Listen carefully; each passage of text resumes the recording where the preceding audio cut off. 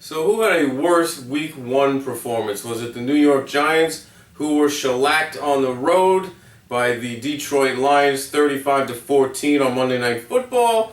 Or was it the Dallas Cowboys, who were beaten soundly at home 28-17 by the San Francisco 49ers? I would have to say, by and large, it was the New York Giants who had the worst performance. New offensive coordinator Ben McAdoo clearly has his work cut out for him. The offense for the New York Giants looked very discombobulated, disjointed, and it was completely unproductive for most of the night. Just 197 total net yards of offense for the New York Giants. And Eli Manning was sputtering all night long, just 163 yards passing for him with 2 interceptions. This team, talent-wise, is just marginal at best as far as I'm concerned. You don't have any offensive playmakers outside of Victor Cruz, who just had 24 yards receiving in this game. And if you can shut down Victor Cruz, everyone else on this offense looks pretty pedestrian as far as I'm concerned. And the offensive line was leaky most of this game. Ziggy Ansah was all over Eli Manning for a good portion of the night. And Tulloch also had a sack on Eli Manning as well. So, you know, going forward, it's pretty much going to be the same type of season that we saw last year from this Giants team. Not very much offense, and that will definitely hang the defense out to dry. We saw blown coverages galore downfield from the Giants secondary. Calvin Johnson had a massive game with 2 touchdowns and a 167-yard touchdown where he was not even contested going downfield. That was early in the first quarter.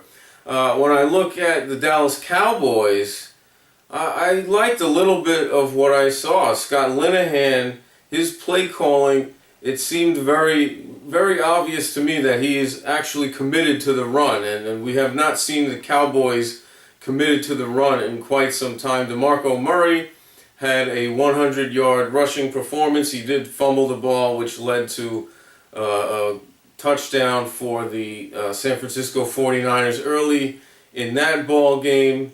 So a lot of mistakes on the part of the Dallas offense, especially from Tony Romo. 3 interceptions in the first half alone, and it was pretty apparent that all 3 interceptions that Tony Romo had were all of those interceptions were his fault.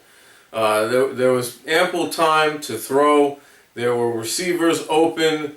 There were opportunities to throw the ball away or make a better read, and he clearly completely cost the Dallas Cowboys that ball game with those 3 interceptions.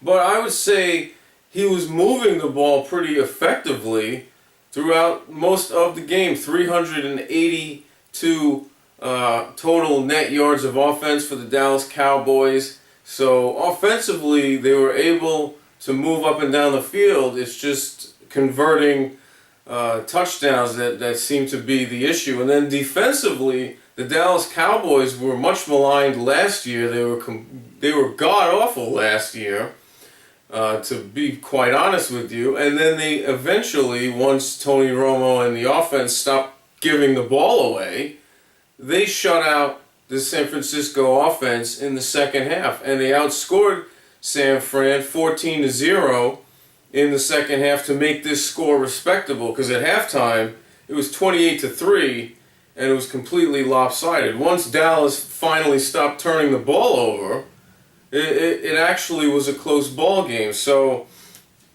you know, going forward, I would have to say the Dallas Cowboys have a lot more talent than the New York Giants offensively. Jason Witten, DeMarco Murray, Dez Bryant. You know, the New York Giants don't have anything close to that on offense. It's all just a matter of, can Tony Romo stop giving games away? That's basically that will ultimately decide the fate of the 2014 Dallas Cowboys. Whereas the New York Giants, I don't expect much of them going forward. I think they're a 7-9, possibly a 6-10 type of team. But to make a long story short, the Giants definitely, of the two, played worse in Week 1. Well, that's all I've got to say on these two floundering teams who have to pick it up definitely going into Week 2. Comment, subscribe below. It's your host, Football Rob, signing off.